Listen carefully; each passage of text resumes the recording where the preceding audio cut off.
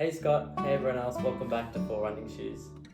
So, as you probably noticed by the title of this video, I have decided to cancel my Strava Premium membership. I have been a member for the past 4 years. Back in 2020 was when, well actually the end of 2019, I started my membership. Pretty much for the start of 2020, it was actually a birthday present for my wife, a year membership, and then I've just kind of continued it on for the last sort of 3 years. And I've really enjoyed using Strava Premium, but I've kind of just decided that I don't really need it to be a good runner anymore, at least. So I thought I'd tell you a bit about what has been really helpful with it in the past, and what sort of features I like about it, but why I think I can continue without Strava Premium, at least for now. We'll see if I change my mind in the future. But I think back in 2020, it was really a period, like this is before COVID became a big deal in Australia. So I had it in mind anyway before I went into lockdown. There wasn't like a lockdown thing. It was just starting the year thinking about fitness goals and that sort of thing. And I hadn't been running really properly for the last couple of years. Noticed some weight gain that I didn't really like and decided that I would make some changes that year and start running again. And Strava Premium was kind of like a kickstart in that direction. And I think that's really where Strava Premium fits the niche, like particularly for people starting up running and building that habit, it is a great tool. So if you are trying to get into running, I would say definitely consider getting a Strava Premium membership because it has a lot of great tools to help you track how you're improving, and it also has a lot of statistics that are really helpful just to identify where you're up to and what are the next goals to set, those sort of things. So yeah, I really enjoy it for that. But some of the things that I really needed back then from Strava Premium, I feel like have changed over the years and I don't really need them as much now. So some of those key features, I think number one would have been Strava Beacon. So Beacon is basically tracking while you're running. It can send to safety contacts that you nominate your exact location for the entire run. And that's just a great feature to have if you're going on lots of long runs, and especially in places you're not sure about, or even places where you're a decent distance from home. It's really great for people to just know where you are. And when I first started, there wasn't really a good alternative to it. So I run with Garmin, like I use a Garmin Forerunner. And back then you could, so this is back in 2020, you could live stream your location through Garmin, but I just found it was super clunky and not very like accurate, and yeah, I just couldn't really get it to work really that well. So Strava Beacon really filled that gap. But one of the interesting things is that in the last year, I've started trying Garmin's live tracking, and actually I like it better now. Like they've updated it, and I like it better now than Strava Beacon. And the main thing that I think Garmin does a bit better is that it actually shows your pace, your average pace for the run. And so your safety contacts can be looking at that and saying, oh, is that a pace that Tim usually runs at? Or maybe there's a significant drop in my pace all of a sudden that they're not expecting, like there's no hill or anything that they would expect me to slow down for. And so they can follow up, ask me a question, give me a call. So that's really helpful, I feel like, as far as data goes. Even just helps to know when I'm going to be home if I'm running at a certain speed, that sort of thing. So I love that feature, and for some reason Strava Beacon doesn't include the pace that you're running at. You kind of have to do the calculation for yourself based off how far I've run and how long I've been running for. So I like that better about Garmin, and that's pretty much what's going to be the key stuff, I guess, as I talk about this is like I'm comparing it to what Garmin offers. But there are some things that I do like better in Strava than in Garmin. So as you look at different statistics, particularly, Strava does, I feel like, a better job at portraying your statistics. So, for example, on this page, I know my membership is already finished, so I can't show you in depth all of these features, but this is some of the cool stuff that Strava Premium offers. So I used to really like when I first got into running the fitness tracking, and it does a lot of interesting things. Basically, if you do a hard workout, it'll increase your fitness. and then it'll decrease if you don't exercise for a little while, and it gives you sort of a number score to compare yourself with. I liked that at the start, but then after a while I just felt like it stopped being accurate, probably because my Garmin wasn't giving like accurate and consistent heart rate data every run. And so it kind of became less important to me, and I kind of just decided to trust the process rather than trust what Strava says my fitness is. I did really like this feature, for example, where it compares this month with the previous month. I really liked, trying to beat the previous month. That was a cool feature. Your weekly intensity is kind of interesting because you can kind of make sure you're not overtraining or undertraining, but actually fitting within a certain training bracket. That's the helpful thing about that. The training log is kind of just nice to see visually how much you've been training, but again, it's not really data that I need to see.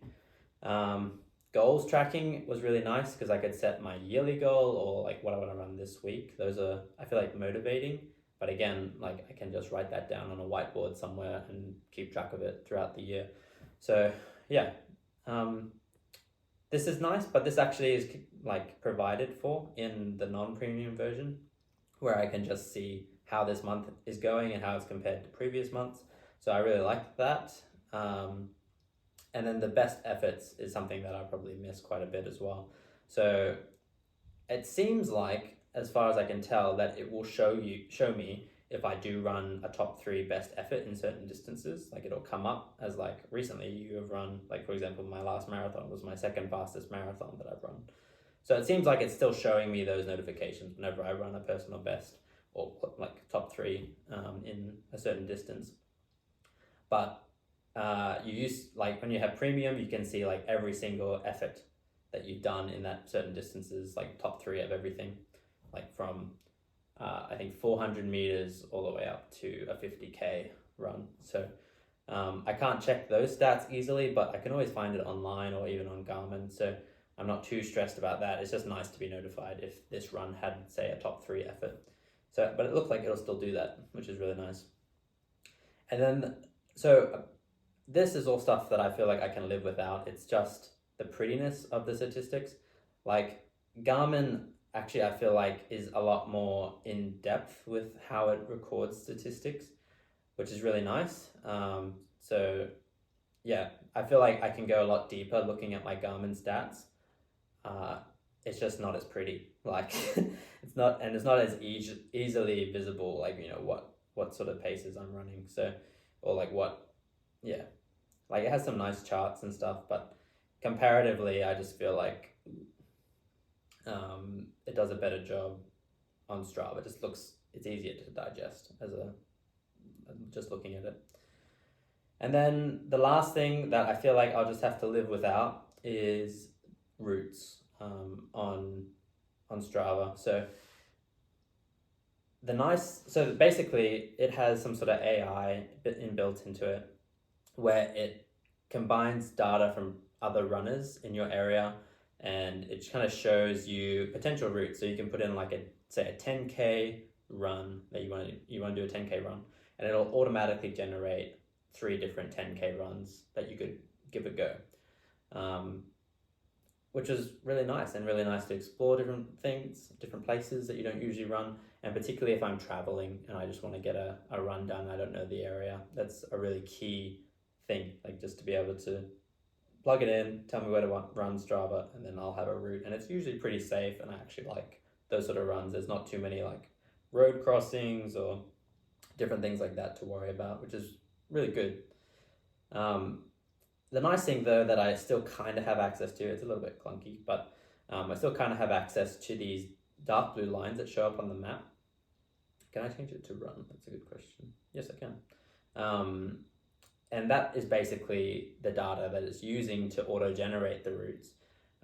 Because the darker the blue line, it means more people run there, and the lighter the blue line means less people run there. So lots of people say do this laps around that track or field, soccer field, or whatever it is. And so yeah, you can see the darker blue lines. You're like, oh yeah, okay, that must be a good place to run. So this is where I run all the time. So like all this data is really helpful just to look at, and I can be like, oh, that looks like a good place to run, and then I can go to Google Maps and create my own sort of route. it's just an extra step, and yeah. So it's not a big deal. I just feel like I can live without it, and it's just nice that I still have access to, say, these heat maps of different routes that people run. So yeah, I feel like those are all the key things. The main thing, to be honest, that I love about Strava is just the networking, like just the social networking of it, where you can see other people's runs and they can encourage you. And yeah, it's just, I find it really encouraging to do that. And that's why I'll never say stop using Strava altogether. It's definitely something that I will always keep using. But the key thing that I can't live without in Strava is free, which is the social networking aspect of it. So that's really great. And I've kind of just decided that I don't need all those extra features. And I guess the price rise recently up to $100 a year kind of prompted me to make that change. I was thinking about it anyway, but then yeah, with the price rise, I thought probably a good time to dip out. But yeah, anyway, hope this is a helpful video. I don't know if you guys are considering whether you continue your membership or whether you start one in the first place.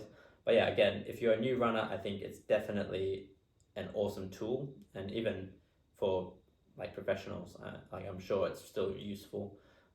So yeah, it's just really, if you can afford it, go for it, and if you feel like that money could be better spent elsewhere, that's kind of the decision I've made to step back. So yeah, anyway, hopefully that's some helpful thoughts from me. And hopefully it helps you make a decision about whether you want a premium membership or not. Anyway, I'll catch you guys in my next video. So Scott and I, we make videos each week just to encourage each other in our running. So if this is a new video for you, you're just dipping in to find out a bit more about Strava, I hope you enjoyed this video, and it'd be cool to have you along for the journey, because we're often pushing to get PBs in different distances, and we're often having a marathon sort of focus. So it'd be awesome if you subscribed and sort of joined in this journey in the months to come. I'm running a half marathon at the end of April, and Scott's doing a full marathon towards the start of May. So it'd be cool if you guys joined us for those. Anyway, I'll catch you guys in my next one.